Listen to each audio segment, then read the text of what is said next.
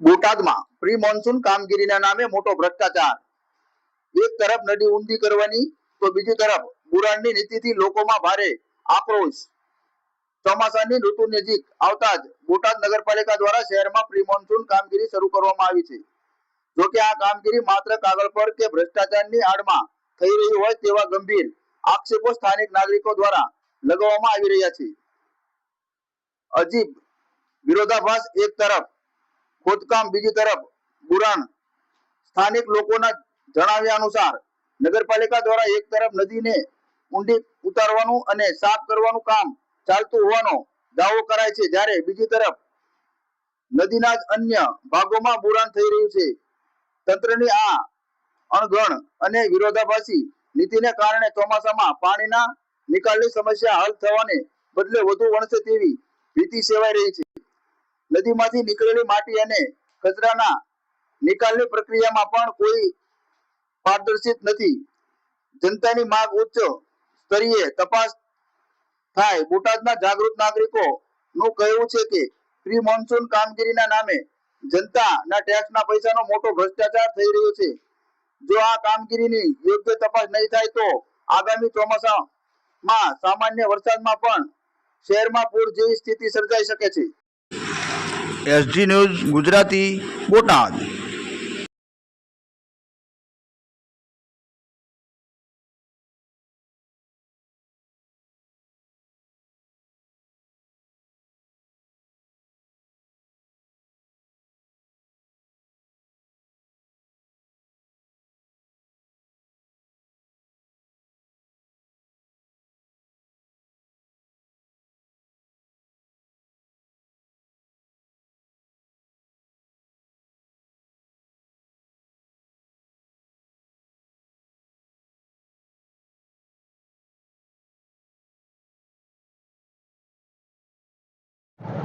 નામ તમારું? મારું નામ દામજીભાઈ પટેલ, બોટાદ જિલ્લા સંગઠન મંત્રી। રામભાઈ, બોટાદની શહેરની અંદર જે નદી ઊંડી કરવાની કામગીરી શરૂ કરવામાં આવી છે, તેને લઈ શું છે? જે અત્યારે મોન્સૂન કામગીરી ચાલી રહી છે, બહુ સારી બાબત છે। આપણે એમાં એનો વિરોધ નથી કરતા, પણ અમારો માત્ર ને માત્ર વિરોધ એટલો છે કે જે અત્યારે હાલ કામગીરી ચાલી રહી છે એ કામને 1.5 થી 2 મહિના અગાઉ કરવાની જરૂર હતી। રહી વાત બીજી કે નવનાવાની આગળ જે દબાણ છે ખરેખર એ દૂર કરવાની જરૂર છે। નદીની પહોળાઈ 500 થી 600 ફૂટની છે, 50 ફૂટનું મોકળું માત્ર ને માત્ર રહેવા દીધું છે। તો મારે કલેક્ટરશ્રીને, ચીફ ઓફિસરશ્રીને, નગરપાલિકા પ્રમુખશ્રીને મારે એવી વિનંતી છે કે તમે જાત તપાસ કરો અને બોટાદની જનતાએ ખરેખર જાત તપાસ કરવી જોઈએ। એનું કારણ છે કે જનતાના દેખાવ માટે નગરપાલિકા એવું કામ કરી રહી છે કે અમારું કામગીરી તો ચાલુ છે, પણ બોટાદની જનતાને એ ખબર નથી કે નદીનું મોઢું બંધ કરી દીધું છે। તમે મોઢું બંધ કરી દેવો, પાણી કેવી રીતે પીવો? એટલે એ જે કાંઈ પાણી છે એ પાછું મારશે। 7 થી 8 ફૂટ માટીનો થર જમાવી દીધો છે। નવનાવાથી આગળ લઈને ખોડિયાર મંદિર સુધી જે પહેલા કામ કરવાની જરૂર છે, જો એ કામ કરે તો અહીંયા કાંઈ મોન્સૂન કામગીરી કરવાની જરૂર નથી। ઢાળ પડી રહેશે, આપોઆપ માટી અને બધો કચરો વ્યો જશે।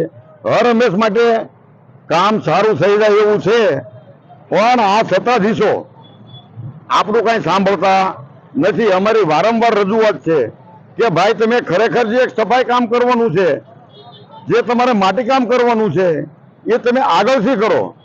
આ તો તમે પાછળથી લો છો, આગળ નાખો છો એટલે આ તળાવ બનવાનું છે, પાણી પાછું આવશે એટલે ગામમાં પાણી કરી દેશે અને બોટાદની જનતાને નુકસાન થશે। તો બોટાદની જે વાહનો જે ચાલી રહ્યા છે તેમાં લોકો એવું કહી રહ્યા છે, લોકમુખે ચર્ચા એવી છે કે તેમાં ભ્રષ્ટાચાર થઈ રહ્યો છે, શું છે? બિલકુલ સાચી વાત છે, લોકો ખોટું નથી બોલી રહ્યા, પણ નગરપાલિકાના પ્રમુખે, કલેક્ટરશ્રીએ, સિંચાઈ વિભાગે ખરેખર આ જાત તપાસ કરવાની જરૂર છે। અને 3-4 લોકો એવા મળીને બોટાદની નદીને હાઈજેક કરવામાં આવી છે, જે 30 વર્ષથી હાઈજેક કરી છે। શું તમે આ નદીનો પટ રહ્યો એ તમે વેચાતો આપી દીધો છે માટે ખાલી નથી કરતા? તમે કાયદાની રૂએ જુઓ તો એ સરસ બંધ છે, કાઢી નાખો, તમારે કોની બીક છે? શું તમે પૈસા લઈને નથી બોલતા? તમારે ખરેખર ડિમોલેશન કરવું જોઈએ એવી મારી માંગ છે અને બોટાદની જનતાની માંગ છે. પરિચય. મારું નામ મનજીભાઈ સોલંકી, રાષ્ટ્રીય પછાત એકતાના રાષ્ટ્રીય અધ્યક્ષ. મંજીભાઈ, આજે બોટાદ શહેરની અંદર જે નદી ઊંડીકરણનું કામગીરી શરૂ છે તેને લઈ શું કહીશ? બોટાદ નગરપાલિકાને મોડે મોડે ઊંઘ ઉડી છે અને નદીનું જે સફાઈ અભિયાન ચાલુ કર્યું છે, ચોમાસામાં લગભગ અડધો મહિનો જતો રહ્યો છે. આ કામ એમને 2 મહિના પહેલા કરવું જોઈએ, જેથી કરીને જે લક્ષ્ય મેં ધાર્યું હોય એ પ્રમાણે નદીનું આ સફાઈ કામ થઈ શકે. પણ ભ્રષ્ટાચારમાં આ લિપ્ત પૂરી સરકાર અને એમાં નગરપાલિકા દેખાઈ આવે છે.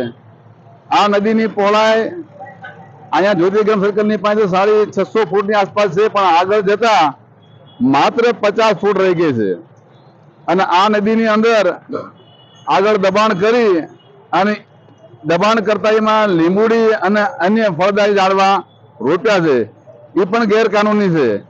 એટલે દબાણ કરતા અને નગરપાલિકાના અધિકારીઓ આમાં બધા સામેલ છે એવું દેખાઈ આવે છે.